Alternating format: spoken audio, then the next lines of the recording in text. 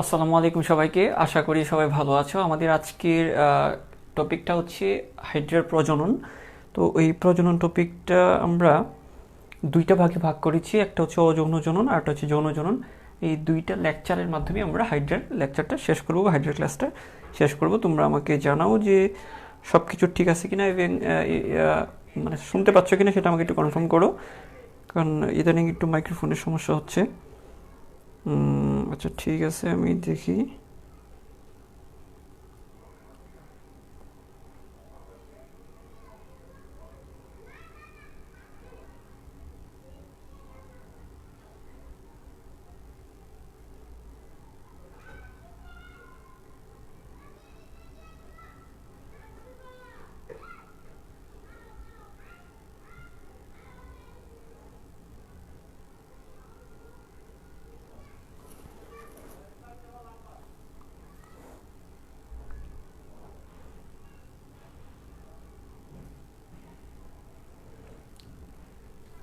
ওকে, আশা করছি সব কিছু ঠিকঠাক আছে।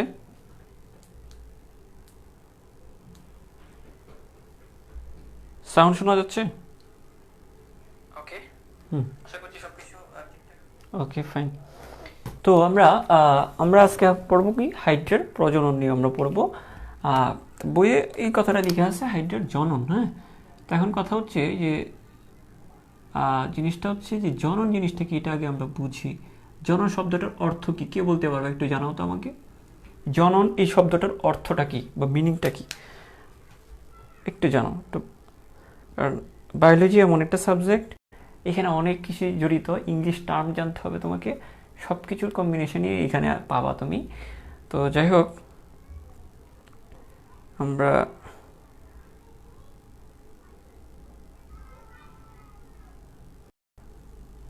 ভিডিও কি আটকে আছে নাকি চলতেছে?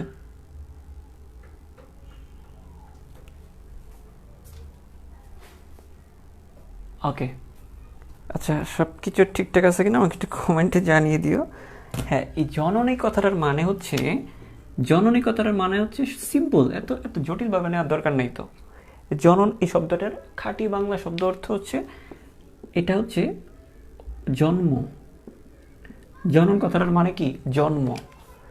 তাহলে যে পিতায় জন্ম দেয় তাকে আমরা কি বলি? জনক বলে থাকি, ঠিক আছে? আর যে মাতায় জন্ম দেয় তাকে আমরা জননী বলে থাকি। তাহলে দেখো, স্রেফ একটা ক্লিন অ্যান্ড ক্লিয়ার। দেখো, জনন কথাটার মানে হচ্ছে জন্ম। তাহলে যে পিতায় জন্ম দেয় তাকে আমরা কি বলে থাকি? জনক। যে মাতায় জন্ম দেয় তাকে আমরা বলি জননী, জননী, ঠিক আছে? জাতির জনক মানে হচ্ছে জাতির আব্বা, জাতির জননী মানে জাতির আম্মা, সোজা ভাষায় যেটা। তো এখানে হাইড্রার জনন গঠানো মানে হাইড্রার জন্ম গঠা, হাইড্রার প্রজনন। প্র কথাটা আসছে আবার একটা উপসর্গ থেকে। তোমরা জানো বাংলাতে উপসর্গ, বাংলা উপসর্গ এবং ইংরেজি উপসর্গ আছে। আচ্ছা, আমরা বাংলা ব্যাকরণে না যাই, তো জনন প্রজনন মোটামুটি একই অর্থ। তো হাইড্রার জনন বলতে আমরা বুঝতেছি হাইড্রার প্রজনন নিয়ে আমরা আলোচনা করবো, হাইড্রার জন্ম নিয়ে আমরা আলোচনা করবো। হাইড্রা, একটা হাইড্রা থেকে কীভাবে একটা হাইড্রা হয়। তো এই হাইড্রার এই জননটাকে আমরা দুইটা ভাগে ভাগ করতে পারি। প্রধানত একটা ভাগ হচ্ছে যৌন জনন, যেখানে অনেক কি, এটা তো তোমরা আমার চেয়ে ভালো জানার কথা। একটা হচ্ছে অযৌন জনন, একটা হচ্ছে অযৌন জনন, আর একটা হচ্ছে যৌন জনন। এখন বলতে পারো স্যার, হ্যাঁ, যে এই দুইটা জিনিস কি আবার? এখন জন্ম বা পয়দা, এটার অনেক সিস্টেম বা উপায় আছে। পৃথিবীতে সকল মানুষ, হ্যাঁ, সকল মানুষ, হ্যাঁ, যৌন জননের মাধ্যমে জন্ম হয়। কিন্তু কিছু কিছু প্রাণী আছে, কিছু কিছু উদ্ভিদ আছে, সবই এরকমভাবে হয় না। স্যার কীরকমভাবে হয় না একটু খোলাসা করে বলেন। আমি অবশ্য খোলাখুলি কথা বলতে পছন্দ করি। এই জনজননটা মূলত, জনজনন বলতে আমরা যেটা বুঝি, একদম সাধারণ জ্ঞানে যেটা আমরা বুঝি, একদম সাধারণ পাবলিকে যদি, মানে একদম সাধারণ পাবলিক পড়ালেখা করে না, বায়োলজি পড়ে না, ওরাও যেটা বুঝে সেটা হচ্ছে, এখানে একটা ব্যাপার আছে, একটা মিলনের একটা ব্যাপার আছে, একটা মিলনের ব্যাপার থাকবে, এখানে একটা বিনোদনের ব্যাপার থাকবে। স্যার কী বলতেছেন এগুলা? আমি আরও একটু ক্লিয়ার করে যদি বলি, তোমরা শুক্রাণু এবং ডিম্বাণু তো চিনো। তো এই শুক্রাণু ডিম্বাণুর মিলনের মাধ্যমে নতুন একটা বংশধর তৈরি হবে, সেটাই হচ্ছে যৌনজনন। ক্লিয়ার? এখন যদি বলে যে শুক্রাণু জিনিসটা কি, আরও ডিপে যাব আমি, কিন্তু এটা আজকে না, সিরিয়ালি যেতে হবে, ধারাবাহিক আছে, একটা একটা পর্যায়ে আছে। আমরা এটা পরে যাবো, আপাতত মনে রাখো শুক্রাণু আর একটা ডিম্বাণুর মিলনের মাধ্যমে একটা নতুন প্রজনন, একটা নতুন বংশধর হবে, একটা নতুন হাইড্রা হবে। একটা হাইড্রা, একটা শুক্রাণু, হাইড্রা একটা ডিম্বাণু, দুইটা মিলে গিয়ে আর একটা নতুন হাইড্রা হবে, সেটাই যৌন জনন। তাহলে শুক্রাণু ডিম্বাণুর মিলনের মাধ্যমে যে জনন, তাকে আমরা বলি যৌন জনন। এটা যে কোনো উদ্ভিদ হোক, যে কোনো প্রাণী হোক। ক্লিয়ার? শুক্রাণু ডিম্বাণুর মিলনের মাধ্যমে যে জনন হয় সেটাই যৌন জনন। তাহলে মানুষ কোন জনন হয়? মানুষের কোন জনন হয়? মানুষের যৌন জনন হয়। ঠিক আছে? আচ্ছা, এখন আমরা যদি এদিকে আসি, স্যার কোন দিকে আসবো? এদিকটা পরে আমরা জানি এটা পড়তে ইচ্ছা করতেছে, কিন্তু এটা আজকে না, এটা আমরা লাস্ট লেকচারে পড়বো। হ্যাঁ, সবুরে মিয়া ফলে আমরা লাস্ট লেকচারে পড়বো, সম্ভবত 10 নম্বর লেকচার। আমরা এদিকে খেয়াল করি, স্যার অযৌন জনন তাহলে কি? তাহলে এটাই বুঝান, আর কি করব? হ্যাঁ, যদি শুক্রাণু ডিম্বাণুর মিলন ছাড়া অন্য যত কোনো উপায় আছে, সব উপায়কে আমরা বলবো অযৌন জনন। সিম্পল একটা কথা। স্যার আপনি এটা যেহেতু এটাই বুঝাবেন, তাহলে আপনি আজকে এটা বললেন কেন? এটা বলার কারণটাই হচ্ছে এটা, তুমি যদি যৌন জনন বুঝতে পারো, আইডিয়া করতে পারো, তাহলে অযৌন জননটা ধারণা করতে পারবা। আবার অন্য কিছু করো না যে স্যার আপনার তো আকর্ষণীয় দিকে, না আমার আকর্ষণীয় দিকে। এই জিনিসটা বুঝলে পরে এটা বুঝতে পারবা। এই জিনিসটা এই জন্য এটা আগে বুঝাইছি। কোনটা? যৌন জনন। যৌন জনন কি? শুক্রাণু ডিম্বাণুর মিলনের মাধ্যমে যে জনন, সেটা যৌন জনন। এই উপায় ছাড়া, শুক্রাণু ডিম্বাণু ছাড়া অন্য যত উপায় আছে, অন্য যত রকম ভাবে একটা হাইড্রা পয়দা হইতে পারে, সেই জিনিসগুলোকে আমরা বলবো অযৌন জনন। কথা ক্লিয়ার? কথা ক্লিয়ার কিনা, বুঝছো কিনা বলো?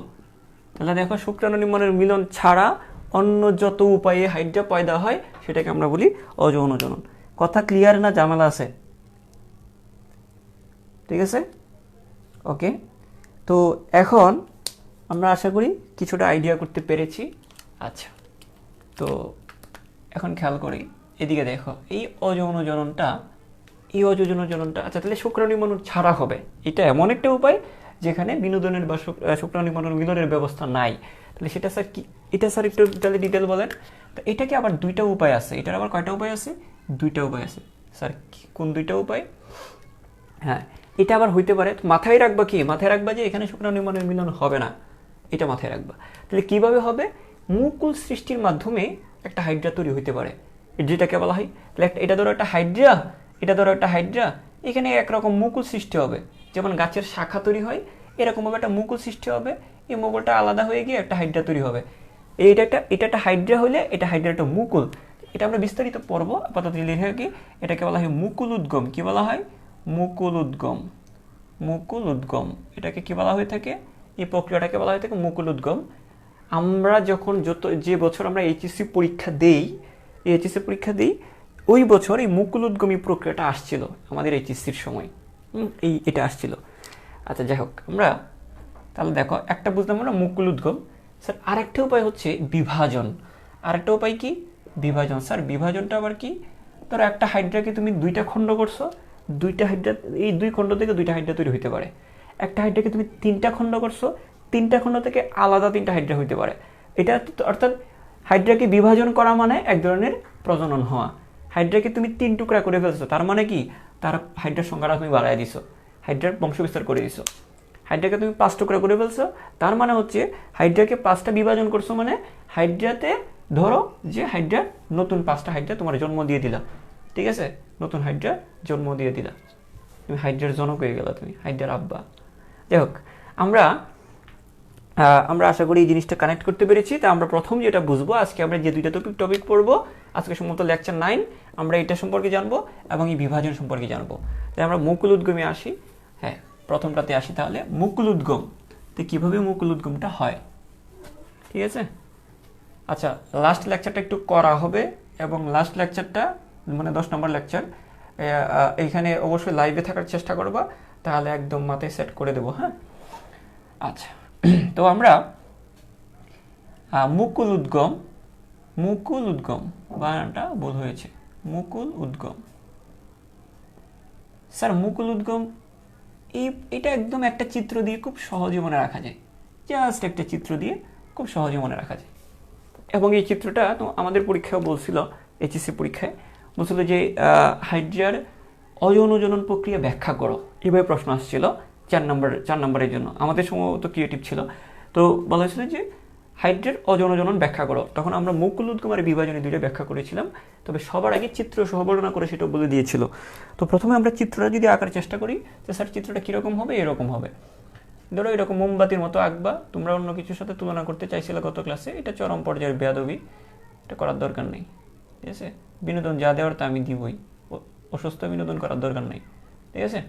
তো দেখো এদিকে, ধরো এটা একটা হাইড্রা, এটা একটা হাইড্রা। ও আচ্ছা, আরেকটা কথা আমি বলি যে স্যার হাইড্রা স্যার কোন সময় স্যার অজনজননটা ঘটায় বা মুকুল সৃষ্টি করে কখন? তোমাদেরকে এগুলো প্রথম ক্লাসে পড়াইছিলাম। যখন হাইড্রার কি থাকবে, প্রচুর খাবার পাবে। মানে মুকুল মানে কি দেখো, খেয়াল করো, আমি বলছিলাম যে অভাবের স্বভাব নষ্ট। অভাবের স্বভাব নষ্ট মানে কি, জনজনন ঘটাবে। খাদ্যের অভাবের সময় এরা জনজনন ঘটায়। তাহলে খাদ্য যখন বেশি থাকবে তখন এরা কি ঘটাবে, অজনজনন, মানে মুকুল ঘটাবে, মুকুল উদ্গম। তাহলে বোঝাই যাচ্ছে এটা কখন ঘটাবে, খাদ্যের প্রাচুর্যের সময়। আমরা একটু লিখে রাখি এটা, কখন খাদ্যের প্রাচুর্যের সময়, খাদ্যের প্রাচুর্যের সময় এটা হয়। এগুলো কিন্তু এমসিকিউ, এগুলো লিখে দিচ্ছি যে এগুলো একটা এমসিকিউ। খাদ্যের প্রাচুর্যের সময় এটা হবে, প্রাচুর্যের সময় হবে। আর খাদ্যের প্রাচুর্যটা কখন হয় বলো, খাদ্য কখন বেশি থাকে? আমি বলছিলাম না যে তোমার মানিব্যাগ তো এখন নাও থাকতে পারে, তুমি যখন ভার্সিটিতে উঠবা তখন হয়তো বা থাকবে। তোমার মানিব্যাগে বা একজনের মানিব্যাগে কখন বেশি টাকা থাকে কখন, একটা মাসের শুরুতে, হ্যাঁ। ঠিক একইভাবে হাইড্রারও খাবার থাকে, খাবার বেশি খাবার পাই কখন, একটা বছরের শুরুতে। তো একটা বছর কোনো ঋতুতে শুরু হয়, গ্রীষ্মকালে। তো খেয়াল করো, তোমরা ঋতুর নাম জানো তো না, গ্রীষ্মকালে। তাহলে দেখো খাদ্যের প্রাচুর্যের সময়, যদি আমরা সময়টা বলি গ্রীষ্মকালে এটা হয়। এখন তোমরা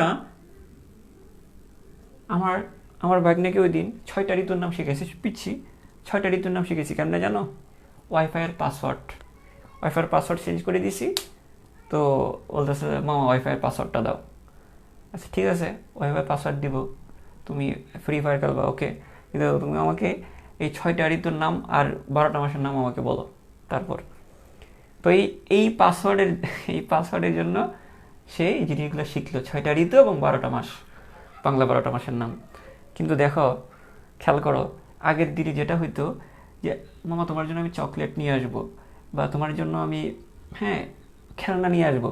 কিন্তু এখন কিভাবে পড়াইতে হচ্ছে যে তুমি এগুলো না শিখলে তোমাকে আমি ওয়াইফাই পাসওয়ার্ড দিব না, এগুলো শিখলে তুমি ওয়াইফাই পাসওয়ার্ড পাবা। এই হচ্ছে অবস্থা। যাই হোক, মানে যুগটা চেঞ্জ হয়ে গেছে, রুচি চেঞ্জ হয়ে গেছে মানুষের। তোমাদেরকেও ওইভাবে মানিয়ে নিয়ে চলতে হবে। এবং যেটা হচ্ছে যে অনলাইন করি আমরা, অনলাইনের মাধ্যমে অনলাইনের প্রিপারেশন নিয়ে অনেকে মেডিকেলের চান্স পেয়ে যাচ্ছে, এবং অনলাইনের প্রিপারেশন দিয়ে মানুষ এখন অনেক আগে যাচ্ছে। মানে বিগত 2টা বছর তো এটাই হচ্ছে, তাই না? অফলাইনের তো কোনো কোচিং ছিল না। তো তোমাদেরকেও একটা জিনিস আমি বলি, তোমরা হয়তো বা কিছু জিনিস অফলাইনে পাবা হয়তো বা, তবে তোমরা অনলাইন এবং অফলাইনের একটা কম্বিনেশন পাবা, আমি যেটা ধারণা করছি।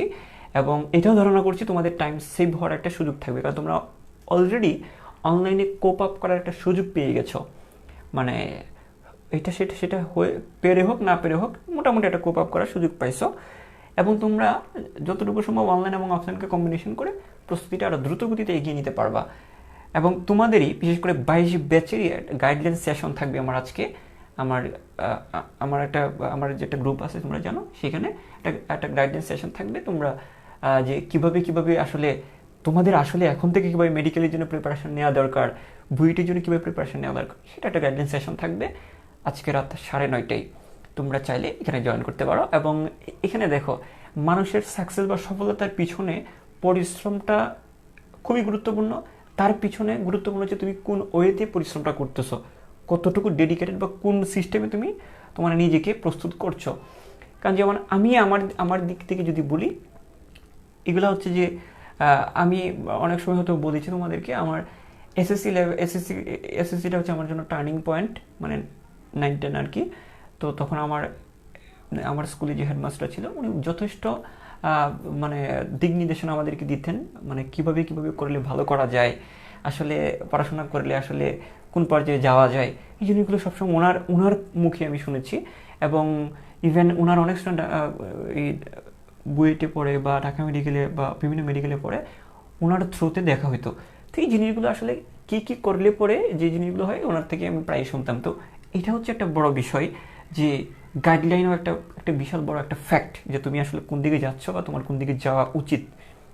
পরিশ্রমটা দরকার। আবার এমনও শুনতে পাবা যে 16-17 ঘন্টা পড়ালেখা করেও মেডিকেলের চান্স হয় নাই। কিন্তু এটা দেখো, এটা কারণ আছে। কারণ তোমাকে এই যে বললাম, শুধু পরিশ্রমটা না, পরিশ্রমটা স্মার্ট ওয়ার্ক মানে স্মার্টলি করতে হবে। যাই হোক, তোমাদেরকে ইনভাইট দিলাম, তোমরা যদি সময় থাকে তোমরা একটু দেখে নিও। ওকে, আচ্ছা, এখন আমি যেটা বললাম যে আমি যেটা বলতে চাইছিলাম যে স্যার মুকুল উদ্গম, এই প্রথম যে জিনিসটা আমার মাথায় হিট করা উচিত সেটা হচ্ছে যে মুকুল মানে কি? মুকুল মানে হচ্ছে তার একটা দেহের মধ্যে আরেকটা দেহ তৈরি হওয়া, কাইন্ড অফ এরকম। এই জিনিসটা মাথায় রাখতে, একটা দেহের মধ্যে আরেকটা দেহ তৈরি হবে, খাবার বেশি লাগবে না, অবশ্যই খাবার বেশি লাগবে তখনই হবে। তো মুকুল উদ্গমটা কখন হবে? খাবার যখন বেশি হয়, খাদ্যের প্রাচুর্যের সময়। আচ্ছা, এটা কোন সময় খাবার বেশি পাওয়া যায়? এটা ঋতুর শুরুতে, গ্রীষ্মকালে। কোন কালে? গ্রীষ্মকালে। ঠিক আছে, আশা করি তোমরা জিনিসটা বুঝতে পেরেছ। আচ্ছা, আমার ফোকাসটা নড়ে যাচ্ছে কেন? আমার ফোকাস না, মানে ক্যামেরার ফোকাস। আচ্ছা দাঁড়াও, ওটা ঠিক করে নিই। ওকে ওকে, ফাইন। আচ্ছা, এখন যেটা করতেছি দেখো, একটু খেয়াল করো, আমার সাথে সাথে একটু চিত্রটা আঁকো রাফলি। সবাই একটু খাতা কলম নিয়ে বসো প্লিজ। জানি কষ্ট হচ্ছে, তারপরে একটু খাতা কলমটা নিয়ে বসো। স্যার কি খাতা কলম দেখবো? আপনি কিছুক্ষণ ডায়লগ মারেন, তারপর হচ্ছে ইউটিউব থেকে একটা নোটিফিকেশান আসবে, ওইখানে ঢুকে যাবো। বা আজকে তো খেলা হচ্ছে বাংলাদেশের, ওইটা দেখবো। প্লিজ, জানি তোমরা অনেক ব্যস্ত, তোমাদের অনেক কাজ কাম থাকে, হ্যাঁ, তোমরা অনলাইনে অনেক কিছু সার্চ টাচ করো, হ্যাঁ। তারপরেও যেহেতু আমার এখানে আসছো, কোনো রকমে ভুল ক্রমে চলে আসছো, একটা খাতাটা নিয়ে একটু বসো, আমরা একটু রাফলি এটা নোট করব। দেখো, প্রথমে এরকম একটা চিত্র আঁকো, নাম্বার 1। চিত্রটা আঁকছো, এটা নাম্বার 1। আচ্ছা, চিত্রটা আঁকা হয়েছে, তারপর আমি ধরে নিচে আঁকা হয়েছে। তারপর আমরা যে কাজটা করব, দেখো, তারপর হচ্ছে আমরা এই চিত্রটা আমি আবার আঁকবো। জাস্ট এটা মুকুল উদ্গমটা চিত্রের মাধ্যমে শেষ করে ফেলবো, প্যানাই চিল। ওকে, তারপর আমি যে কাজটা করব, এখানে যে একটা কাজ হবে, ওকে, এখানে এখানে একটা স্ফীত অংশ তৈরি হবে, মানে একটা অংশ একটু ফুলে যাবে, একটা স্ফীত অংশ তৈরি হবে। অনেক সময় আমাদের ফুসকুড়ি হয় না আমাদের হাতে পায়ে, এরকম, হ্যাঁ, এরকম একটা অংশ এরকম ফুলে যাবে, একটা স্ফীত অংশ তৈরি হবে কোষ বিভাজনের মাধ্যমে। আর এগুলো দিয়ে দিবা। আশা করি চিত্রটা আঁকা হয়েছে। হ্যাঁ, এরকম একটা স্ফীত অংশ তৈরি হবে। ওকে, পরবর্তীতে আমরা যদি যাই, এরকম খেয়াল করো, পরবর্তীতে আমরা যাই, সেটা হচ্ছে এরকম। স্যার কীরকম? হ্যাঁ, দেখো, এইরকম যদি হয় যে কীরকম, ঠিক খেয়াল করো যে পরবর্তীতে এইরকম একটা মুকুল সৃষ্টি হবে, এরকম একটা কি, এটা আরও লম্বা হয়ে একটা মুকুল সৃষ্টি, আমি পুরোটা বর্ণনা করবো, আপাতত একটু মাথায় রাখো। এরকম একটা মুকুল সৃষ্টি হবে, ঠিক আছে, এরকম একটা কি সৃষ্টি হবে? মুকুল সৃষ্টি হবে। ওকে, পরবর্তীতে বৈচিত্র্যটা একটু এদিক সেদিক আছে, আমি একদম ভেঙে ভেঙে পড়া দিচ্ছি, তাহলে তোমার বুঝতে অসুবিধা হবে না, ঠিক আছে? ওকে স্যার, বুঝে গিয়েছি। হ্যাঁ, এখানে জাস্ট চিত্রগুলো জাস্ট খেয়াল করো। পরবর্তীতে যেটা হবে, এই যে হাইড্রিয়াটা, এই যে মুকুলটার এই উপরের দিকে একটা মুখছিদ্র তৈরি হবে। মুকুলটার উপরের দিকে কি হবে? একটা মুখছিদ্র তৈরি হবে, আর কোর্শিকা তৈরি হবে। মুখছিদ্র, কোর্শিকা, এগুলো তৈরি হবে, ঠিক আছে? মুখছিদ্র এবং কোর্শিকা তৈরি হবে, আর নিচে একটা খাঁজ তৈরি হবে। এটা এই নিচে একটা খাঁজ সৃষ্টি হবে,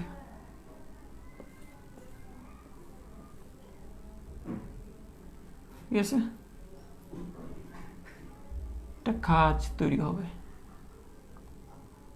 চিত্রটা জাস্ট একটু আঁকো তাড়াতাড়ি আমার সাথে সাথে করে, তারপর সুন্দর করে আবার নোট করিও। ওকে, একটু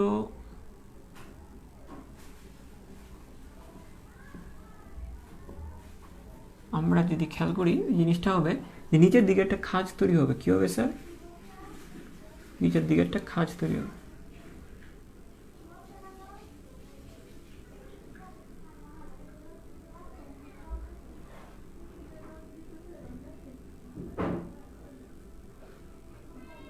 নিচের দিকে একটা কি তৈরি হবে? খাঁজ তৈরি হবে। এই একটা খাঁজ। তারপরে একটা পর্যায়ে কাজটা কি হয়ে যাবে? একটা পর্যায়ে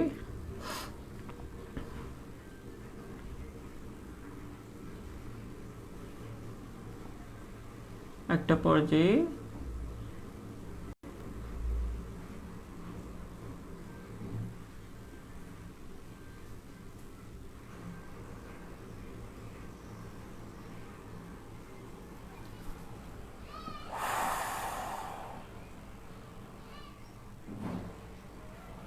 একটা পর্যায়ে খাঁজ তৈরি হবে। তো খাঁজ তৈরি হয়ে নিচের দিকে একটা পদতল গঠিত হবে।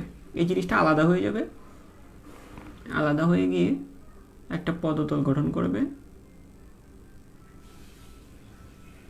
বিচ্ছিন্ন হয়ে যাবে। ঠিক আছে? এই তো এখানে কয়টা চিত্র আমরা আঁকলাম, এবং তোমরা আমার সাথে সাথে আঁকলা কিনা আমাকে একটু জানাও। তা দেখো, এই এখান থেকে এখানে, তারপর হচ্ছে এই এখান থেকে এখানে, তারপর হচ্ছে এই এখান থেকে এখানে, তারপর এই এখান থেকে এখানে, তারপর এই। দেখো একটু বলি, আমি যখন 9-10-এ যখন পড়ি, একদম 9-10-এ শুরুতে, 9-এর শুরু থেকে ক্রিকেট খেলা দেখা শুরু করি। ইভেন আমি মেডিকেলের ফার্স্ট ইয়ারে উঠেও খেলা দেখতাম। তো যেটা হইতো যে তখন চিন্তা করতাম যে বাংলাদেশের মানে তখন ওই যে রাস্তাঘাটে মানুষ হাঁটতো বা রিক্সা দিয়ে যাচ্ছে বা বিভিন্ন কাজ করতেছে বা করতেছে, তখন আমি এরকম মনে করতাম, মানে 9-10 ছোট ছিলাম। আচ্ছা, বাংলাদেশের খেলা না দেখে কীভাবে করতেছে? এটা কি সম্ভব যে দেশের একটা খেলা হচ্ছে, বাংলাদেশ জিততেছে? তখন ইংল্যান্ডের সাথে বাংলাদেশ জিতছিল, বা বেশ কয়েকটা শক্তিশালী দেশের সাথে। নিউজিল্যান্ডকেও তখন হোয়াইট ওয়াশ করছিল তখনকার সময়। তো তখন আমি বলতাম যে বাংলাদেশে তো ভালো করতেছে, বাংলাদেশের খেলা না দেখে একটা মানুষ কীভাবে এখানে হাঁটাচলা করতেছে বা কীভাবে এই কাজটা করতেছে বা কীভাবে এই জিনিসগুলো করতো, তখন আমি এগুলো বুঝতাম না। দেখো দিন শেষে দেখো সময় যত যাচ্ছে, দেখো রুচির পরিবর্তন হচ্ছে। হয়তো বা খেলার প্রতি একটা টান আছে বা দেশের প্রতি একটা মমত্ববোধ হয়তো বা আছে, কিন্তু খেলাটার থেকেও প্রায়োরিটি দিচ্ছি কি, তোমাদেরকে এখন পড়াচ্ছি, হয়তো বা আমার ক্লাস থাকলে আমি ক্লাসে যাচ্ছি গা, তো হয়তো বা খোঁজখবরটা নেওয়া হয়, কিন্তু খেলাটা হয়তো বা ওইভাবে না দেখলেও এখন হয়, বা ওইটা একটা জাস্ট দিস ইজ দ্য অনেক একটা ম্যাচুরিটি বলা যেতে পারে। বা এটা তোমাদেরকে বলছি যে তোমরা কোনো কিছুর প্রতি এতটা বেশি আসক্ত হও না, বা এত বেশি তোমরা এই জিনিস একটু নিজেকে কন্ট্রোল করার চেষ্টা করবা। আজকে যেটা তোমার কাছে অনেক অমৃত মনে হচ্ছে, দেখো 2 দিন পরে তোমার কাছে যেটা ভালো লাগবে না। তো তুমি তো 2 দিন পরে এটা নিয়ে বসে থাকলে হবে না, কারণ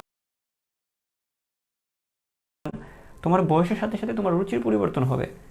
আজকে যেটা তোমার ভালো লাগতেছে, কালকে তোমার এটা ভালো লাগবে না। তো এই জন্য এই জিনিসটা নিয়ে পড়ে থাকা দরকার নয়।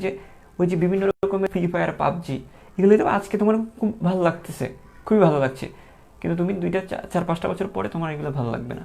তোমার ফিউচার কোন দিকে যাচ্ছে বা যাবে সেটার উপর ফোকাস করা উচিত বা দরকার। ঠিক আছে? এই জিনিসটা একটু মাথায় রাখবা। আর ওই যে রিলেশনের যে বিষয়গুলো, এই জিনিসগুলো হয়তো আজকে তোমার কাছে এটা খুব ভালো লাগতেছে, চ্যাংরা বয়স, হ্যাঁ, টিনেজার, একটা হরমোনাল ঢেউ প্রত্যেকের শরীরে এখন, হ্যাঁ, তো এটা ব্যালেন্স করতে হবে। এটা হওয়াটা খুব স্বাভাবিক, প্রত্যেকের লাইফে এই জিনিসগুলো হওয়া খুব স্বাভাবিক। আল্লাহ পাক বা সৃষ্টিকর্তা এইভাবেই আমাদেরকে সৃষ্টি করেছেন, হ্যাঁ। তো কিন্তু এই বুদ্ধিটাও দিয়ে দিয়েছেন মাথায় যে এটা কন্ট্রোল করতে হবে আমাদেরকে। ঠিক আছে? ওকে, একটা সময় হয়তো কন্ট্রোল করতে হবে না, যখন তুমি ওই পর্যায়ে ওই সিচুয়েশনে যাবা, তুমি যখন বিয়ে শাদী করে ফেলবা, তখন অন্য কথা। আচ্ছা, আমরা এদিকে আসি। আমরা এদিকে দেখি যে এই চিত্রগুলো, কয়টা চিত্র আমি আঁকলাম এখানে, যে 1 নম্বর, এই যে 2 নম্বর, 3 নম্বর, 4 নম্বর, 5 নম্বর, এই 6 নম্বর, 6টা চিত্র তোমরা এঁকে ফেলবা। ঠিক আছে? আশা করি তোমরা আমার সাথে এঁকেছ, অথবা না এঁকেও বলতেছো স্যার আঁকছি, আপনি আগান স্যার, এঁকে ফেলছি স্যার, পরে এঁকে নিব মনে মনে বলতেছো, কিন্তু এখন আচ্ছা অজনন জনন, তাহলে বর্ণনা, আমরা এখন বর্ণনা দিব। স্যার বর্ণনা দেন তো স্যার। হ্যাঁ, বর্ণনা দেখে আমরা ভয় পেয়ে যাই না, ভয় পাওয়ার কিছু নেই এখানে। প্রথম যে কথাটা বলবো আমরা, একদম প্রথম যে লাইনটা আমরা বলবো সেটা হচ্ছে দেহের মধ্যাংশ বা নিম্নাংশের কোনো স্থানে। স্যার দেহের মধ্যাংশ বা নিম্নাংশ, আমি কোথায় আছি? এই যে দেখো, আমি কিন্তু নিম্নাংশ বা মধ্যাংশের কাছাকাছি। তো খেয়াল রাখবা, দেহের মধ্যাংশ বা নিম্নাংশ, মধ্যাংশ বলতে এই যে এই জায়গা, নিম্নাংশ বলতে নিচে। তো দেহের মধ্যাংশ বা নিম্নাংশের কোনো একটা জায়গায় বারবার বিভাজিত হয়ে, এই যে দেখো মধ্যাংশটাকে মধ্যবিন্দু ধরি, এই মধ্যাংশ বা নিম্নাংশের কোনো একটি জায়গায় কোষগুলো বিভাজিত হয়ে, হ্যাঁ কোষগুলো ক্রমশ বিভাজিত হয়ে একটি স্ফীত অংশের সৃষ্টি করে। তাহলে আমাকে একটু বলো তো দেখি, তোমরা তো জানো হাইড্রার এমন একটা কোষ আছে যে কোষটা অন্য যে কোনো ধরনের কোষে পরিণত হতে পারে। তাহলে এখানে কোন কোষটা এরকম হচ্ছে? এই কোন হাইড্রার মধ্যে এরকম একটা কোষ আছে যে কোষটা বিভাজিত হয়ে অন্য যে কোনো রকমের কোষে পরিণত হতে পারে, সেই কোষটাই এখানে বিভাজিত হয়ে একটা স্ফীত অংশের সৃষ্টি করবে। তা আমাকে বলো, তোমরা জানো, অনেকেই জানো, হ্যাঁ তোমরা অনেকেই জানো হয়তো বা, কিন্তু আমাকে বলতেছো না, আমরা পারি এগুলো বলবো না। হ্যাঁ ঠিক আছে, আমি মেনে নিলাম। তো দেখো, একদম যা দেখতেছে তাই বর্ণনা করো, মুখস্থ করার দরকার নেই। যে হাইড্রার নিম্নাংশে খেয়াল করো, আমি একটু লিখেই দিই এটা, হাইড্রার নিম্নাংশ বা মধ্যাংশের, হাইড্রার নিম্নাংশ বা মধ্যাংশের কোন কোষ? ইন্টারস্টিশিয়াল কোষ। মধ্যাংশ বা নিম্নাংশের অ্যাপিডার্মিসের ইন্টারস্টিশিয়াল কোষ। মানে এখন তো আবার দুইটা স্তর আছে, একটা বাইরে একটা ভিতরে। কোনটার? ভিতরেরটা, সরি বাইরেরটা, যেহেতু এটা বাইরের দিকে তৈরি হচ্ছে, বাইরেরটার। মধ্যাংশের এপিডার্মিসের ইন্টারস্টিশিয়াল কোষ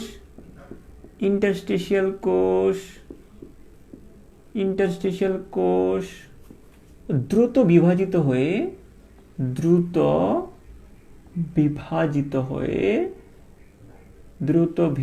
হয়ে একটি স্ফীত অংশের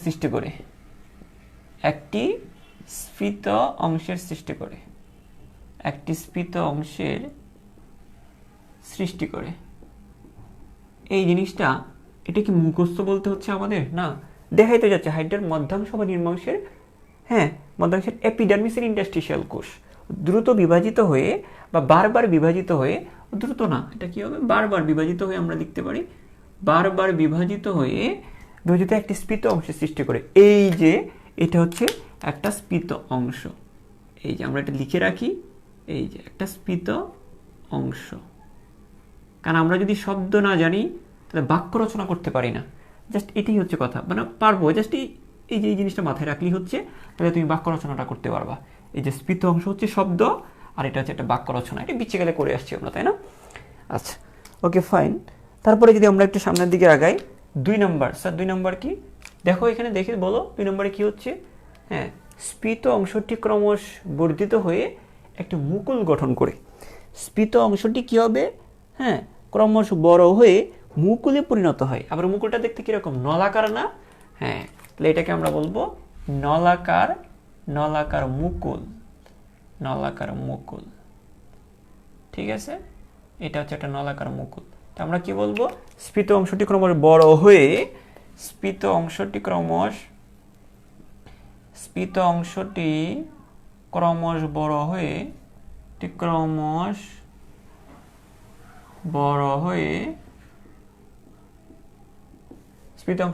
বড় হয়ে নলাকার মুকুল গঠন করে। নলাকার মুকুল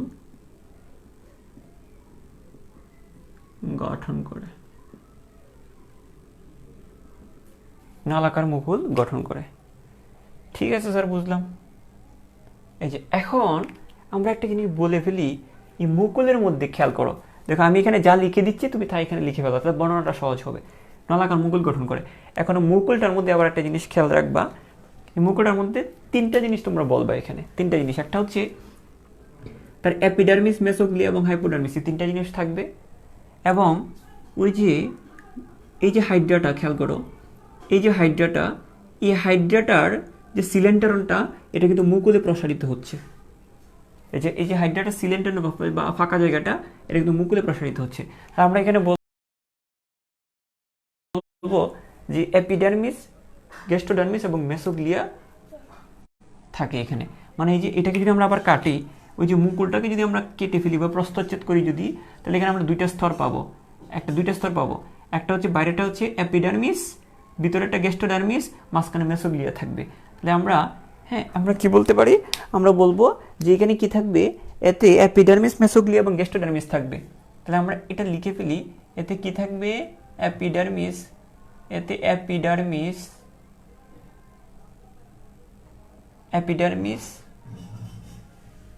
মেসোগ্লিয়া, গ্যাস্ট্রোডার্মিস থাকে,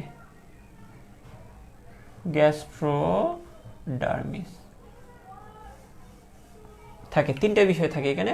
এটা তো আমরা আগে থেকে জানি, এতে এপিডার্মিস, মেসোগ্লিয়া, গ্যাস্ট্রোডার্মিস থাকে। আবার আরেকটা বিষয় হচ্ছে যে এদের সিলেন্টারনটা মুকুলের ভিতর প্রসারিত। যে সিলেন্টারনটা কি মুকুলের ভিতর প্রসারিত, এই যে এটা তুমি এই কথাটা এই পয়েন্টে বলে ফেলবা। আচ্ছা, এখানে আরেকটা জিনিস বলি, স্ফীত অংশটি ক্রমশ বড় হয়ে নলাকার মুকুল গঠন করে। এতে কি কি থাকে, এতে এপিডার্মিস আমরা যদি এখানে বলে দিই যে মুকুলে কি থাকবে, এতে বা মুকুলে এতে এপিডার্মিস,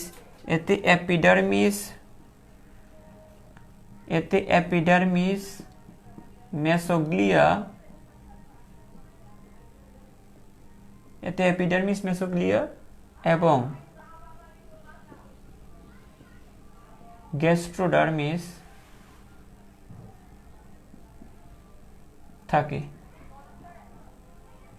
এতে এপিডার্মিস, মেসোগ্লিয়া এবং গ্যাস্ট্রোডার্মিস থাকে। 3 নাম্বার।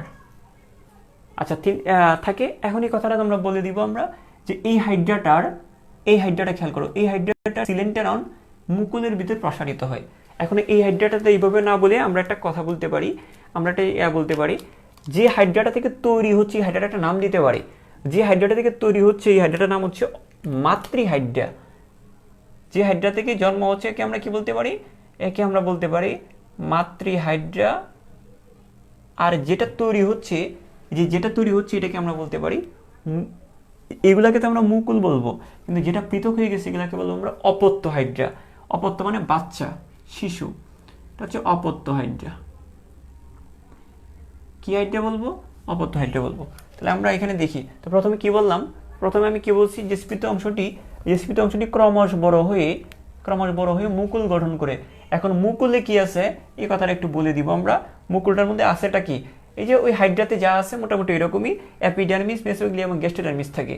আচ্ছা, আবার এখানে বলতে পারি যে মাতৃহাইড্রার সিলেন্টারনটা মুকুলে প্রসারিত। আমরা বলতে পারি মাতৃহাইড্রার সিলেন্টারন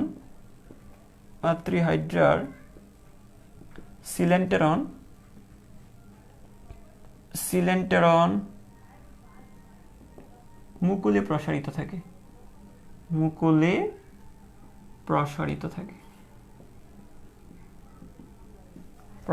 থাকে। ঠিক আছে। আচ্ছা স্যার, আর কি পরে দেখে বলো। হ্যাঁ, এখন আমরা পরবর্তীতে বলবো যে মুকুলের শীর্ষে মুখছিদ্র, হাইপোস্টোম এবং কোর্সিকা গঠিত হয়। 3টা জিনিস, যে এখানে যেমন মুখছিদ্র, হাইপোস্টোম এবং কোর্সিকা। তো এখানে বলো, দেখে বলো, কত সহজ না। তাহলে দেখো, মুকুলের শীর্ষে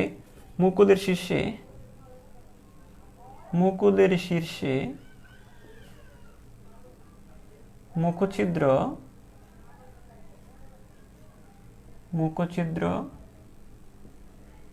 হাইপোস্টোম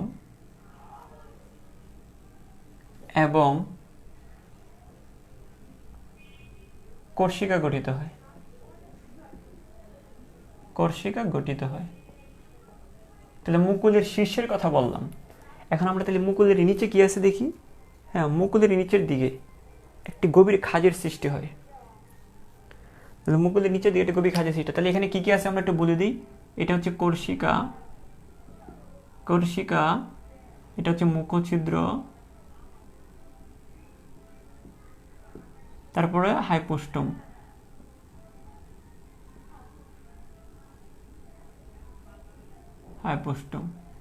তারপরে এটা কি, এটা একটা খাঁজ। হ্যাঁ, খাঁজ। মুকুলের নিচের দিকে আমরা কি বলবো, যে হ্যাঁ, এখানে আমরা যদি বলি যে মুকুলের নিচের দিকে একটি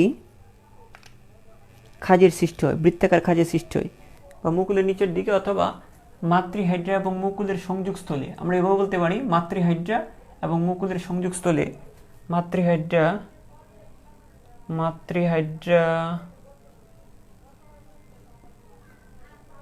ও মুকুলের সংযোগস্থলে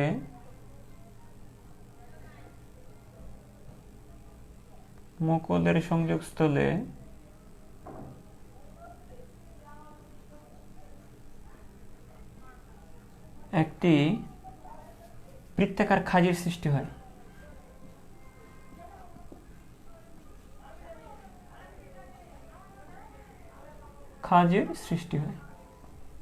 ঠিক আছে, তারপর দেখো তোমাদের কি দেখা যাচ্ছে নিচে, হ্যাঁ, খাঁজটি আরো গভীরতর হয়ে, আমরা তারপর বলবো যে খাঁজটি আরো গভীরতর হয়ে,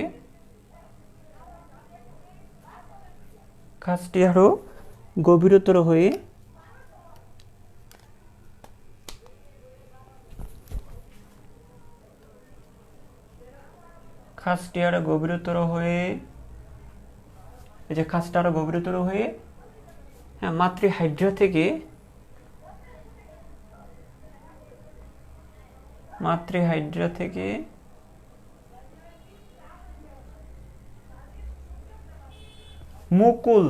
মুকুলটা এখন কি হয়ে গেছে, অপত্য হাইড্রা, মুকুল তথা অপত্য হাইড্রাকে বিচ্ছিন্ন করে দেয়। মুকুল তথা অপত্য হাইড্রাকে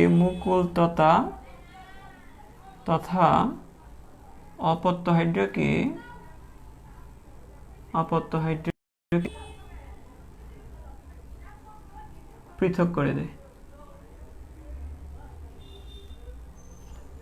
এভাবে একটা নতুন হাইড্রা তৈরি হইল। তো দেখো এখানে আর কয়েকটা বিষয় আছে, আমি এগুলো বলবো।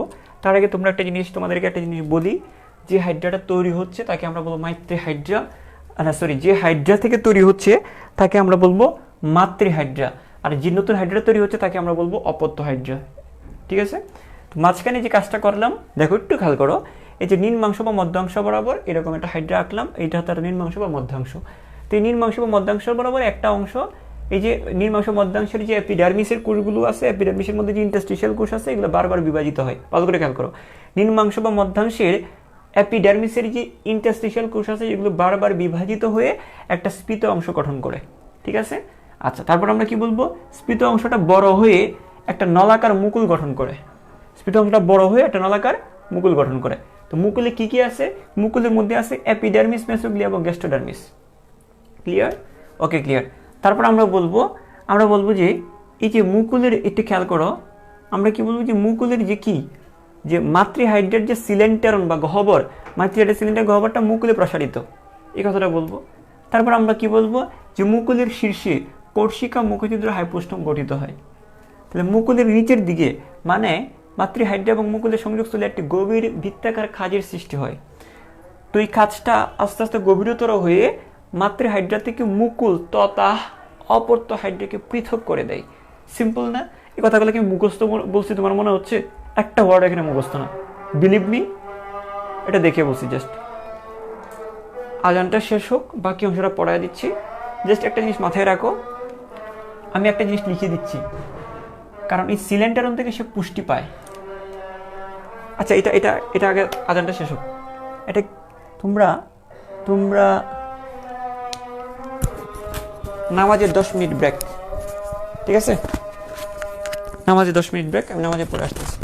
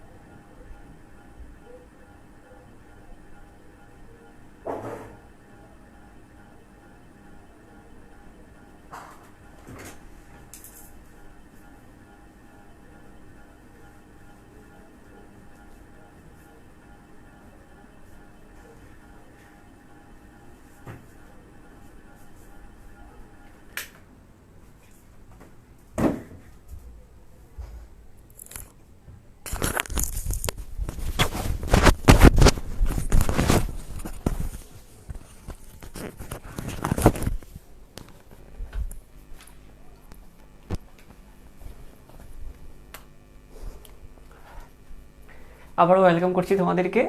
আমরা যে জিনিসটা পড়তেছিলাম সেই জিনিসটা একটু খেয়াল করি আবারও, যে এখানে জাস্ট ওই যে মুকুল উদ্গমের যে বিষয়গুলো, এই জিনিসগুলো তুমি অনায়াসে এভাবে লিখতে পারবা তুমি যদি এই চিত্রগুলো জাস্ট মাথায় রাখো। এগুলো পড়া, এগুলো মাথা থেকে ফেলে দাও, এগুলো মুখস্থ লিখি না, তোমারও মুখস্থ লিখতে হবে না, জাস্ট একটু খেয়াল করো যে কোনটার পর কোনটা হচ্ছে।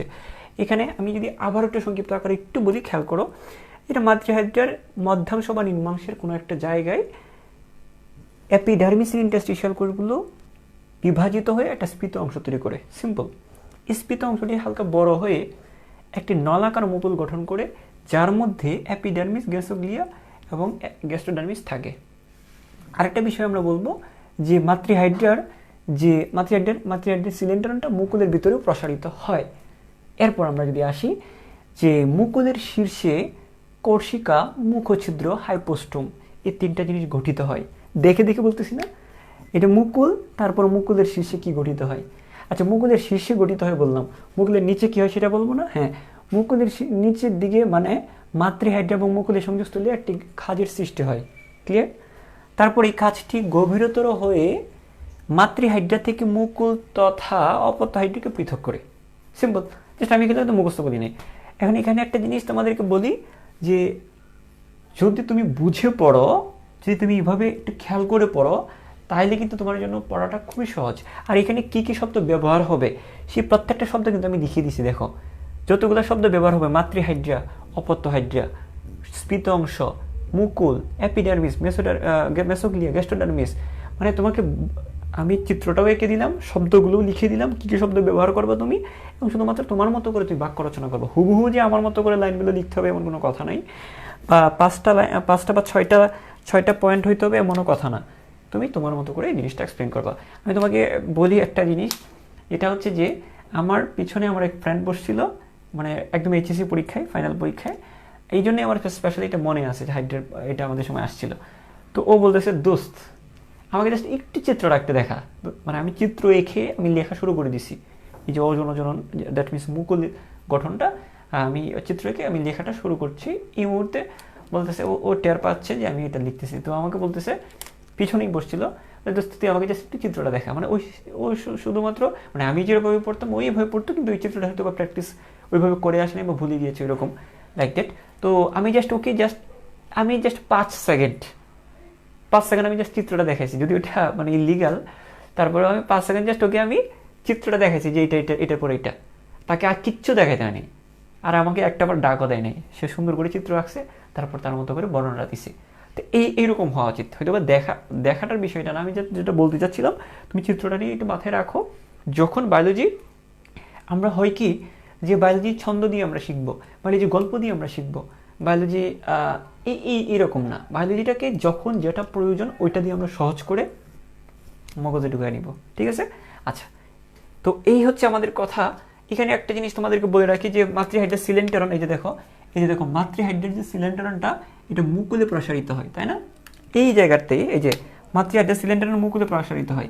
আচ্ছা, এখান থেকে কি একটা লাইন আমরা মনে রাখতে পারি না বা একটা জিনিস বুঝি না, যে মাতৃহাইড্রাটা যা খায় বা যা খাবে, ওই অপত্য হাইড্রাটা ওই খাবারটা এদিক দিয়ে যাবে, এদিক দিয়ে সে গ্রহণ করবে। এটা বলতে পারি না? হ্যাঁ, তা আমরা এটা বলতে পারি যে মুকুল এই সিলেন্টারনের মাধ্যমে, হ্যাঁ এটির মাধ্যমে, হ্যাঁ মাতৃহাইড্রা থেকে অপত্য হাইড্রা পুষ্টি গ্রহণ করে। মাতৃহাইড্রা থেকে অপত্য হাইড্রা, আমরা এই লাইনটা একটা লিখে রাখতে পারি যে মাতৃহাইড্রা থেকে অপত্য হাইড্রা মুকুল পুষ্টি গ্রহণ করে। মুকুল কি গ্রহণ করে? পুষ্টি গ্রহণ করে। ঠিক আছে, এই জিনিসটা একটু লিখে দিবা। ওকে, তো এই হচ্ছে আমাদের মুকুলের গঠন বা মুকুল নিয়ে যে প্রজনন যেটা ছিল সেটা। ওকে, আচ্ছা, সবকিছুকে ক্লিয়ার? আমাকে একটু জানাও তো। হ্যাঁ, আশা করছি ক্লিয়ার। আমি তোমাদেরকে একটা কথা বলি, আমি আজকে এই জিনিসটা একটু বেশি বলতেছি এই জন্যেই, তোমাদের না আসলে 22 ব্যাচে যারা, তোমাদের একটা মানে মুখ্যম একটা সময় চলে যাচ্ছে। 21 ব্যাচেরগুলো যদি জান প্রাণ দিয়ে চেষ্টা না করে এই মুহূর্তে, ওরা কিন্তু মেডিকেলটা আসলে সম্ভব না। কিন্তু 22 ব্যাচ তোমরা একটু সিরিয়াসলি পড়ো, জাস্ট একটু সিরিয়াসলি পড়ো, যেন আমি খেলা দেখবো, আমি এই করব, আমি সেই করব, যা ইচ্ছা বাবা করো, কিন্তু পড়াটা যদি একটু ঠিক রাখো, তোমার দেখবো যে একদম মেডিকেলে চান্স পাওয়াটা আসলেই অনেক সহজ হয়ে যাবে, অনেক সহজ হয়ে যাবে। কিন্তু এই কাজটাই কেউ করতে পারে না, এটি হচ্ছে কথা। যে রেগুলারিটি পড়বো আমরা, একটা ধাঁচে আমরা পড়বো, একটা ধাঁচে পড়ে আমি পুরো বায়োলজিটা কমপ্লিট করে ফেলবো, পুরো কেমিস্ট্রিটা আমি কমপ্লিট করে ফেলবো, পুরো ফিজিক্সটা আমি কমপ্লিট করে ফেলবো, এই জিনিসটা আমি করতে চাই না বা আমরা করতে চাই না। এই কাজটা করতে হবে। এটা যখন একটু করে ফেলবা, একটু সিরিয়াসলি যদি এখন থেকে যদি একটু সিরিয়াস হয়ে যাও, দেখবে তোমাকে কেউ ঠেকাইতে পারবে না।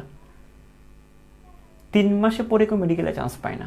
মেডিকেলে তারাই চান্স পায় যারা ফার্স্ট ইয়ার সেকেন্ড ইয়ার 2টা বছর খুব একটু রেগুলার থাকে। আমাকে ফার্স্ট ইয়ারটা হেলাফেলা করে গেলেও সেকেন্ড ইয়ারে যেন একটু হলেও সিরিয়াস হয়। তোমাদের সেকেন্ড ইয়ারে চলে যাচ্ছে, একটু সিরিয়াস হও।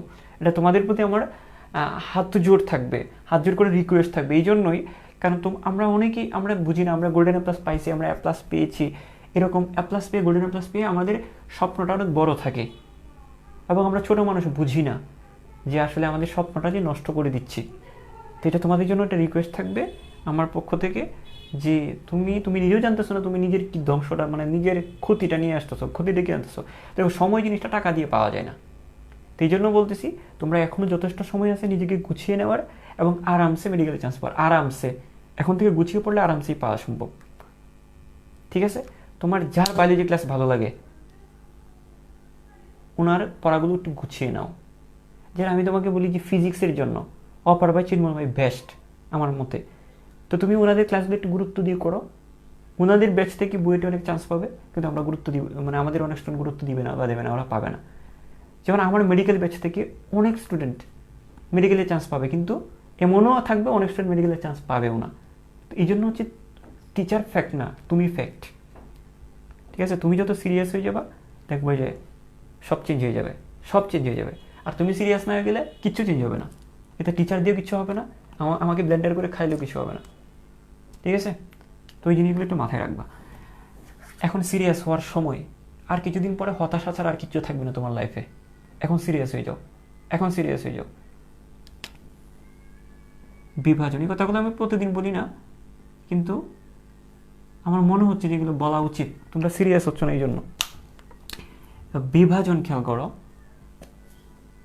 দেখো, বিভাজনটা যদি আমরা একটু খেয়াল করি, যে বিভাজনটা কত রকমের, মানে বিভাজনের মাধ্যমে তো প্রজনন হয়। একটু আগে আমরা কি বলছি, মুকুল সৃষ্টির মাধ্যমে একটা প্রজনন হয়। একটা হাইড্রার মধ্যাংশ বরাবর একটা মুকুল সৃষ্টি হয়। হ্যাঁ, মুকুল সৃষ্টির মাধ্যমে প্রজনন হয়ে থাকে। আর একটা উপায়, সেটা কি বললাম, যে হাইড্রাকে যতবার বিভাজিত করো প্রত্যেকটা খণ্ড থেকে একটা হাইড্রা তৈরি হবে। তো এটা হচ্ছে কি, সেটা কি হচ্ছে, এটাকে আমরা কি বলতেছি, আমরা এটাকে কি বলতেছি, বিভাজন বলছি। এখন কথা হচ্ছে বিভাজন নিয়ে একটা জিনিস তোমাদেরকে একটু বলে রাখি, তাহলে আমরা দুইটা আগে কি পড়ছি, আমরা আগে পড়ছি মুকুল উদ্গম। তা আমরা যদি একটু জিনিস একটু করে তোমাদেরকে যদি একটু বলি, এটা আবার লিখো না এই জায়গাটা না, যে অজনজননটা তাহলে কত রকমের পাইছি আমরা। একটু আগে আমি লিখেছিলাম, এটা একদম শুরুতে, একদম ক্লাসের শুরুতে আমি লিখেছিলাম অজনজনন মানে কি, শুক্রাণু ডিম্বাণু ছাড়া যে জনন। হ্যাঁ, সেটাই তো। সেটা আবার দুই রকমের, একটা হচ্ছে মুকুল উদ্গম, যেটা পড়ে ফেলছি আমরা, একটা হচ্ছে মুকুল উদ্গম যেটা আমাদের পড়া হয়ে গেছে, মুকুল উদ্গম। আর একটা হচ্ছে কি স্যার, আর একটা হচ্ছে যেটা আমরা পড়তেছি এখন, বিভাজন। তো এখন দেখো, তাহলে অজনজনন দুইটা উপায় হইতে পারে, একটা মুকুল উদ্গম, একটা বিভাজন। মুকুল উদ্গম পড়া হয়েছে, এখন বিভাজনটা পড়বো। সেগুলো আবার কেন লিখছে, একটা কারণ আছে। দেখো, মুকুল উদ্গম কিন্তু একটা স্বাভাবিক প্রক্রিয়া, একটা স্বাভাবিক অযৌনজননের একটা স্বাভাবিক প্রক্রিয়া, কিন্তু বিভাজনটা কিন্তু অস্বাভাবিক। অস্বাভাবিক মানে এটা দৈবাত সংঘটিত একটি প্রক্রিয়া। মানে হচ্ছে একটা হাইড্রা গ্রীষ্মকালে প্রচুর খাবার পাবে, তার দেহে একটা মুকুল সৃষ্টি হবে, এটা খুবই স্বাভাবিক প্রক্রিয়া। কিন্তু বিভাজন, এটা একটা হাইড্রার কাম্য নয়, বা এটা একটা স্বাভাবিক প্রজনন নেই। মনে করো হাইড্রা কোথাও চুরি করতে গেছে, কুপকাইছে, একটা হাইড্রা থেকে দুইটা হাইড্রা হয়ে গেছে। বা একটা হাইড্রা কী করতে গেছে, একটা ছেলে হাইড্রা একটা মেয়ে হাইড্রার সাথে দেখা করতে গেছে। হ্যাঁ, মনে করো যে ধরো যে হাইড্রার মেয়ে হাইড্রার বাবা দৌড়ানি দিছে বা কূপ দিছে, 2 খণ্ড হয়ে গেছে, লাইক দ্যাট। এরকম হয়তো বা কোনো একটা কারণে হাইড্রাটা বিভাজিত হয়ে 2 খণ্ড হয়ে গেছে। এটা মানুষের কারণে হতে পারে। ধরো এটা কোনো একটা কারণে এটা হয়ে গেছে। এটা কি হাইড্রার কাম্য ছিল? না। এটা হঠাৎ হয়ে যাওয়া কোনো একটা বাহ্যিক কারণে হঠাৎ একটা হাইড্রা থেকে 2টা হাইড্রা হয়ে যাওয়া বা বিভাজিত হয়ে যাওয়া। এটা হাইড্রার জন্য কাম্য নয়, এটা হাইড্রার জন্য স্বাভাবিক নয়। এটা আমরা বলতে পারি, তাহলে এই বিভাজনটা হচ্ছে একটা দৈবাত সংঘটিত প্রক্রিয়া। এটা হাইড্রার স্বাভাবিক অযৌন নয়। তো এই দুইটা লাইন একটু লিখে রাখো, এটি স্বাভাবিক অযৌন নয়, এটি স্বাভাবিক অযৌন নয়, এটি স্বাভাবিক অযৌন নয়, এটা একটু লিখে রাখো, এটা হচ্ছে লিখে রাখো। এবং এটাকে আমরা একটি দৈবাত সংঘটিত প্রক্রিয়া। এটি হঠাৎ, দৈবাত কি স্যার? এই যে বাংলা জানতে হবে, দৈবাত মানে হঠাৎ, এটি দৈবাত সংঘটিত প্রক্রিয়া, এটি দৈবাত সংঘটিত প্রক্রিয়া, এটি দৈবাত সংঘটিত প্রক্রিয়া। ঠিক আছে, এটা কখনো কাম্য নয়, এটা হাইড্রা চায় না একটা হাইড্রা থেকে দুইটা হাইড্রা হয়ে যাওয়া, বা এটা যদি হয় সেই ক্ষেত্রে একটা থেকে দুইটা হয়, যদি কেটে যায়। কিন্তু হাইড্রা নিজে কি কাটে? নিজে তার দেহটাকে কি এক টুকরা থেকে দুই টুকরা করবে না। এই জন্য এটা স্বাভাবিক যৌন নয়, এটি দৈবাত সংঘটিত প্রক্রিয়া। আর তাহলে মুকুল উদ্গমটা কি? এটি স্বাভাবিক অযৌন প্রক্রিয়া। আমরা বলবো এটি স্বাভাবিক, এটা স্বাভাবিক অযৌন প্রক্রিয়া। এই জিনিসটা একটু লিখে রাখো। কোথায়? এই যে প্রথম যেটা লিখাইছিলাম না, একদম ক্লাসের শুরুতে যখন লিখাইছিলাম, এরকম দুটো জিনিস লিখাইছিলাম না, একটু লিখে রাখো। এটি স্বাভাবিক অযৌন প্রক্রিয়া। ঠিক আছে, একটু লিখে রাখো কষ্ট করে, মানে এই দুইটা জিনিস লিখে রাখো। এগুলো একটা এমসিকিউ, এইগুলো হচ্ছে একটা এমসিকিউ। ভার্সিটি মেডিকেলে এই ধরনের প্রশ্নগুলো অহরহ প্রতিনিয়ত পাবা। এবং একটা জিনিস খেয়াল করবা, যেখানে আমি বলতেছি এখান থেকে প্রশ্ন আসে, এই জিনিসগুলো একটু বেশি গুরুত্ব দিবা। পুরো বইটাই আমার লাগবে, তবে এই জিনিসগুলো একটু বেশি গুরুত্ব দিবা। ঠিক আছে? আচ্ছা, আমার ভিডিও কি ঠিকভাবে চলতেছে?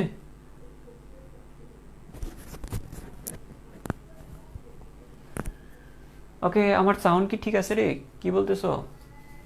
আচ্ছা, তাহলে আমরা যদি বিভাজনটা বলি, আমরা যদি বিভাজনটা একটু মাথায় রাখি, তাহলে এই বিভাজনটা হচ্ছে দুই রকমের। একটা হচ্ছে অনুদৈর্ঘ্য বিভাজন, এখানে বিভাজন নিয়ে তেমন কিছু পড়া নাই। একটা হচ্ছে অনুদৈর্ঘ্য বিভাজন, স্যার আরেকটা কি? অনুপ্রস্থ বিভাজন। আরেকটা হচ্ছে অনুপ্রস্থ বিভাজন।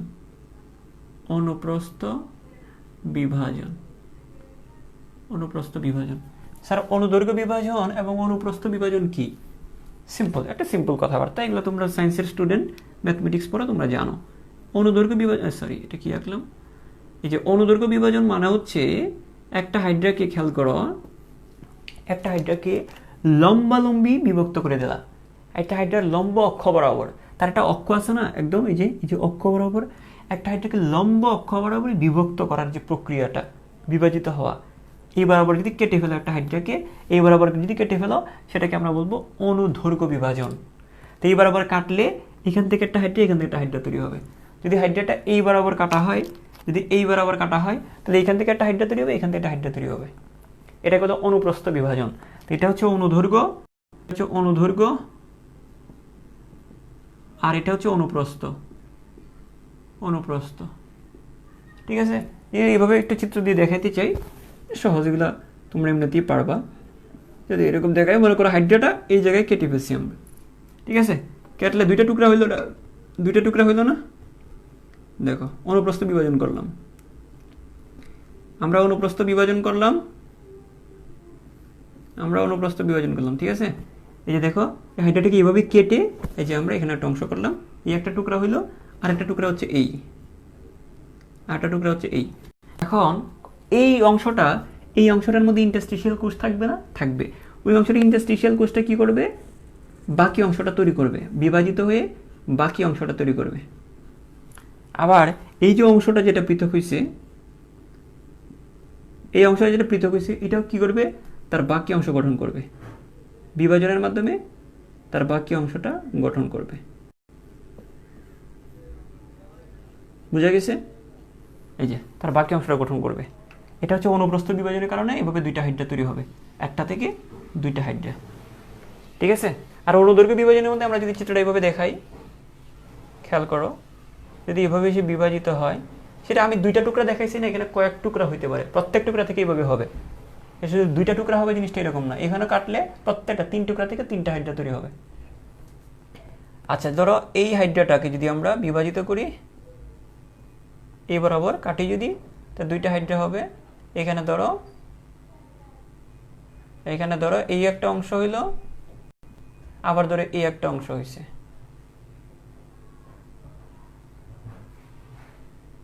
ঠিক আছে, এটা অংশ হয়েছে। এখন কি হবে? এটা পরবর্তীতে এই হাইড্রাটা তার বাকি অংশটা গঠন করবে।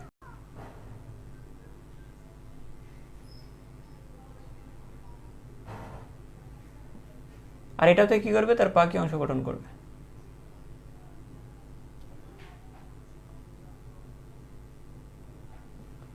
এই লাইক দ্যাট, ওইরকম। ঠিক আছে, আশা করি এই জিনিসটা বুঝতে পেরেছ। এবং হ্যাঁ, বিভাজনটা অস্বাভাবিক, তো সব কিছু ঠিকঠাক আছে বোধ হয়। এখন তাহলে এই যে দেখো, আমি হচ্ছে মেইন কনসেপ্টটা হচ্ছে এটা, যে এটা হচ্ছে আমরা এটা হচ্ছে অনুদৈর্ঘ্য বিভাজন, আর এটা হচ্ছে কি অনুপ্রস্থ বিভাজন। এই যে অনুদৈর্ঘ্য, এই হচ্ছে কি অনুপ্রস্থ বিভাজন। আচ্ছা স্যার, বুঝলাম। এখন আমরা একটু একটু জাস্ট আমরা এখানে কিছু ইনফরমেশন আছে, দেখো এখানে কিছু ইনফরমেশন আছে যেগুলো আমরা খুব আগেই আলোচনা করে ফেলছি। যে আব্রাহাম ট্রেমলের কথা এখানে বলা হয়েছে যে এটা একটা হাইড্রা থেকে দুইটা হাইড্রা এরকম তৈরি হয়, এগুলো প্রত্যক্ষ করেন। আমি কিন্তু এখানকার ইনফরমেশনগুলো আমি অনেক আগেই বলে ফেলছি, এখানে আর আমি রিপিট করছি না। আমরা যেটা বলবো এখন, যে হাইড্রার লম্বালম্বি দুই খণ্ডে বিভক্ত হলে প্রত্যেক খণ্ড থেকে পৃথক হাইড্রা উৎপন্ন হয়। তাহলে আমরা বলি, আমরা এখানে একটু লিখে দিই হাইড্রার, এটা যদি লিখে দিই হাইড্রার মানে যা এখানে বুঝাইছি তাই আর কি। হ্যাঁ, তা হাইড্রার দেহ কোনো কারণে লম্বালম্বি, হাইড্রার দেহ কোনো কারণে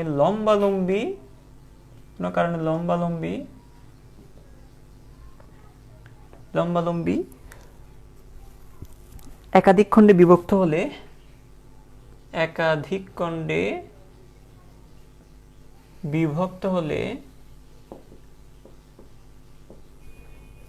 হলে প্রত্যেক খণ্ড থেকে পৃথক হাইড্রা উৎপত্তি হয়। আমি এগুলো মুছে দিলাম। হ্যাঁ, প্রত্যেক খণ্ড থেকে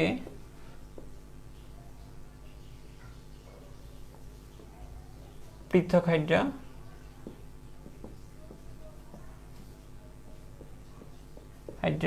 গঠিত হয়।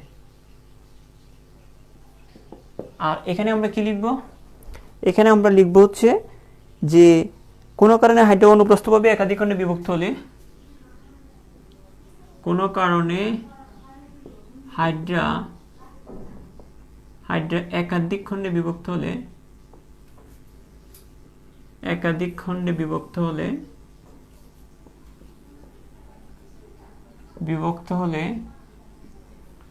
স্যার একাধিক খণ্ডে বিভক্ত হলে প্রত্যেক খণ্ড থেকে কি হবে? প্রত্যেক খণ্ড থেকে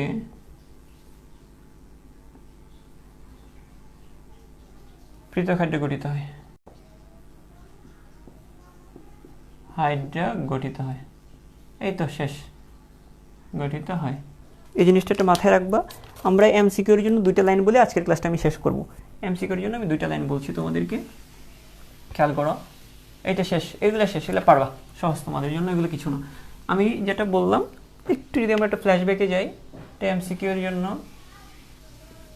যে একটু আগে তোমাদেরকে মুকুল উদ্গম পড়াইছি না, এরকম মুকুল উদ্গম পড়াইছি না, একটা হাইড্রার দেহে আরেকটা হাইড্রা, হ্যাঁ এরকম উদ্গম পড়াইছি না, একটা হাইড্রার দেহে আরেকটা হাইড্রা। হ্যাঁ, মুকুল উদ্গম হইতে প্রায় 3 সপ্তাহ সময় লাগে, একটু এটা লিখে রাখো। মুকুল, আমি যা একটু আগে বর্ণনার মধ্যেও অনেক এমসিকিউ পড়াইছি, যদি এটা একটু মনে রাখো। মুকুল উদ্গম সম্পন্ন হতে 3 সপ্তাহ সময় লাগে। 3 সপ্তাহ সময় লাগে। আরেকটা জিনিস একটু মাথায় রাখবা, একটা জিনিস হয় কি লাস্টের দিকে, জাস্ট এটা লাস্ট লাইন, হাইড্রাটা কখনো কখনো মাতৃহাইড্রা থেকে, খেয়াল করো, মাতৃহাইড্রা থেকে অপত্য হাইড্রাটা বিচ্ছিন্ন না হয়ে ওই হাইড্রাটা আবার একটা হাইড্রা গঠন করে, আবার একটা মুকুল তৈরি করে, একটা অপত্য হাইড্রা গঠন করে, আবার মুকুল তৈরি করে। তো দেখো, মাতৃহাইড্রা থেকে মুকুলটা বিচ্ছিন্ন না হয়ে ওইটা আবার একটা মুকুল গঠন করে, আবার ওই মুকুলটা আরেকটা মুকুল গঠন করে, ঠিক আছে, আবার ওইটা আরেকটা মুকুল গঠন করে, আবার ওইটা আরেকটা মুকুল গঠন করে, আবার ওইটা আরেকটা মুকুল গঠন করে, আবার ওইটা আরেকটা মুকুল গঠন করে, আবার ওইটা আরেকটা মুকুল গঠন করে, আর জায়গা নেই। তাই এইভাবে মুকুল মুকুল মুকুল মুকুল মুকুলে মুকুল মুকুল এরকম মুকুল মুকুল গঠন করবে। এটা হচ্ছে যে মানে এই যে বাল্য বিবাহের মতো আর কি, মানে এটা পৃথক হয় নাই, এটা এখনো বাচ্চা, সে আবারও বাচ্চা তৈরি করেছে, সে নিজে বাচ্চা আবার বাচ্চা তৈরি হয়েছে। এইভাবে একটা অবিচ্ছিন্নভাবে থেকে যায়, এরকমও হয় কখনো কখনো। তা আমরা কি লিখবো? কখনো কখনো কখনো কখনো মুকুল মাতৃহাইড্রা থেকে পৃথক না হয়ে একাধিক মুকুল গঠন করতে পারে। একাধিক মুকুল গঠিত হতে পারে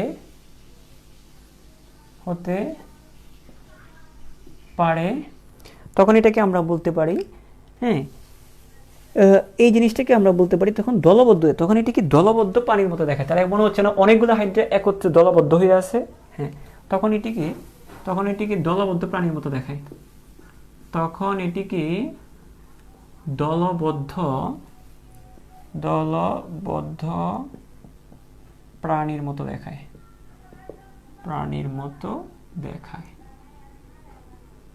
ঠিক আছে, তখন এটাকে দলবদ্ধ প্রাণীর মতো দেখায়। আশা করি বুঝতে পেরেছ। আচ্ছা, এই পর্যন্ত ক্লিয়ার কিনা? এই তো শেষ।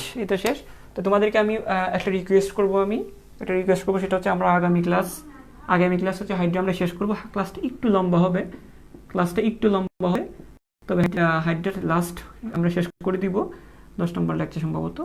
এটার মাধ্যমে আমরা মানে আসল মজাটা আমরা আমি যদি বলি হাইড্রার মধ্যে যতগুলো ক্লাস হয়েছে সবচেয়ে মজার ক্লাস এই লাস্ট লেকচারটা, একদম প্রথম দিনই বলছিলাম। তো এটা পরবর্তী যারা রেকর্ড করবা তোমাদেরকে বলবো অবশ্যই লাইভে থেকে ক্লাসটা করার চেষ্টা করবা। তাহলে লাইভে অনেক কিছু ব্যাপার থাকে, যেমন তোমার একটা খেলা লাইভ দেখার হাইলাইটস দেখার মধ্যে পার্থক্য আছে না? লাখ লাখ টাকা মানুষ স্পন্সর করে লাইভের মধ্যে করার জন্য, তাই না? তো লাইভ এবং রেকর্ডের মধ্যে কিছু হলেও তো পার্থক্য আছে, হ্যাঁ। তো কিছু ক্লাস যেগুলো লাইভ করলে আসলে তোমার কাছে ইফেক্ট হবে। তো আমরা কিন্তু লাস্ট লেকচারে কিন্তু অনেক ইনফরমেশনও আমরা শিখবো এবং একই সাথে আমরা মজা নিয়ে ক্লাসটা করব। তোমাদেরকে বলবো এই পর্যন্ত যতগুলো ক্লাস হয়েছে 9টা লেকচার হয়েছে, উপরে ক্যাপশনে আগের যতগুলো লেকচার হয়েছে সবগুলো লেকচার এর লিঙ্ক দেওয়া আছে, সবাই একটু কমপ্লিট করে নিবা। এবং আমি বলেছিলাম এই হাইড্রার উপর একটা পরীক্ষা নিব তোমাদের, এবং তোমরা এই পরীক্ষাটাতে যারা ভালো করবা তাদেরকে আমি উৎসাহমূলক কিছু গিফট আমি আমার পক্ষ থেকে তোমাদেরকে দিব, ঠিক আছে?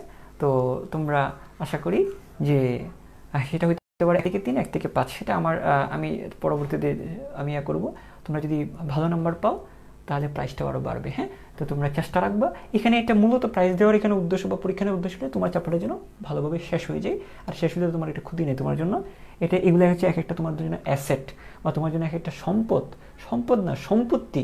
রবীন্দ্রনাথ ঠাকুর তার বউকে বলে নাই যে তুমি আমার সম্পদ নও, তুমি আমার সম্পত্তি।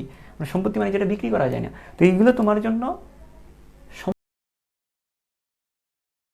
সম্পত্তি বলতে পারো, কারণ এগুলোই তোমাকে পরবর্তীতে এগুলো এখন গুছিয়ে নিতে পারলে পরীক্ষার আগে তোমাকে অনেক বেশি তোমাকে মুক্তি দিবে। কারণ হচ্ছে যে এই অল্প সময়ের মধ্যে এত জিনিস শেষ করা যায় না।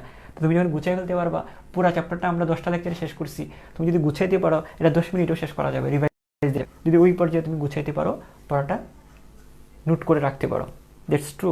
এই জন্য বলি সময় যত এখন বেশি প্রয়োগ করবা, ব্যয় করবা, পরীক্ষার আগে সময় কম দিতে হবে, এটা আমি প্রথম থেকে বলতেছি। তো আশা করি তোমাদেরকে বুঝাতে পারছি। এবং আজকে অবশ্যই আমার এই গাইডলাইন সেশনে তোমরা চাইলে পার্টিসিপেট করতে পারো। এটা হচ্ছে 9:30টায় আমার যে cation by Rakib sir group আছে সেখানে গিয়ে তোমরা দেখতে পারো। এবং আমার যে রাকিব স্যার ক্যাটায়ন যে ফেসবুক আইডিটা আছে ওই আইডিতে ক্লিক করে প্রোফাইলে গিয়েও তুমি গ্রুপটার সন্ধান পেয়ে যেতে পারো, ঠিক আছে? সবাই ভালো থাকো, তোমাদের সবার জন্য দোয়া, এবং তোমরা নিশ্চয়ই ডেফিনেটলি তোমরা ভালো করবা সেই প্রত্যাশা নিয়ে আজকে আমি বিদায় নিচ্ছি। টাটা।